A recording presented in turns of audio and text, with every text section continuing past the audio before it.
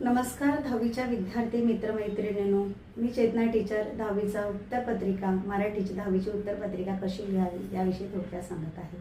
थोडक्यात सांगण्यामागचं कारण असं आहे की आपण 10 वर्ष अभ्यास करतो, त्यात इयत्ता 10वी आपण 1 वर्ष अभ्यास करतो। मराठीचे पेपर किती तास लिहितो? 3 तास। आणि आम्ही शिक्षक ते किती तास चेक करतो? फक्त 10 मिनिटं। या 10 मिनिटात तुमचा उत्तरपत्रिका कशी असावी ह्याच्या काही सूचना देत आहे। ह्या काटेकोरपणे पालन केल्यास तुम्हाला जास्तीत जास्त आणि व्यवस्थित मार्क मिळण्याची शक्यता आहे, तर तुम्ही त्या पद्धतीने लक्ष द्यायचं। हा 10वीचा बोर्डाचा पेपर आहे। या बोर्डाच्या पेपरचा हे सगळे प्रश्नपत्रिका अशा प्रकारे सुरुवातीला इन्स्ट्रक्शन असतात, त्यानंतर प्रश्न चालू होतो। हा प्रश्न अशा पद्धतीने दिसलेले असतात। बरं, या पेपराचा आपण एक प्रश्न किती असतात या मराठीच्या पेपरामध्ये ते आपण बघूया। प्रश्न क्रमांक 1 त्यातला अ मधला पुन्हा 1 आणि त्याचे उपप्रश्न असे किती आहेत? 1 2 3 4 4 प्रश्न आहेत। या 4 प्रश्नांमध्ये आपल्याला इथे त्याची मांडणी कशी करायची असते, ही आपली असते उत्तरपत्रिका।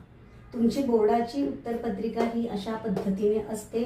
या उत्तरपत्रिकेमध्ये 4 प्रश्नांची मांडणी उत्तर लिहिताना कसं लिहायचं? सर्वात पहिलं सूचना लिहायच्या नाहीत।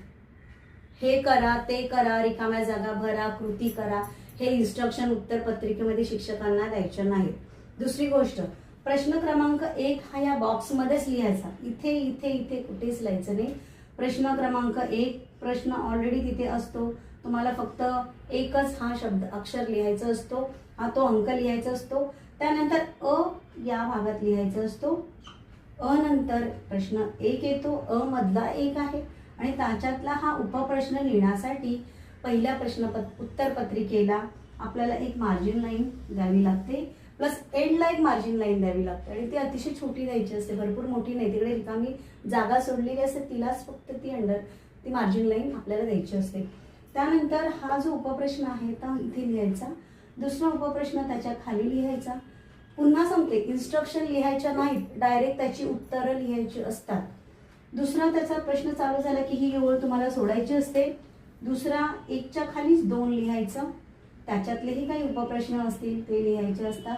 त्यानंतर तिसरा असेल तर 1 2 3 या रो मध्येच तुमचा तिसरा आला पाहिजे।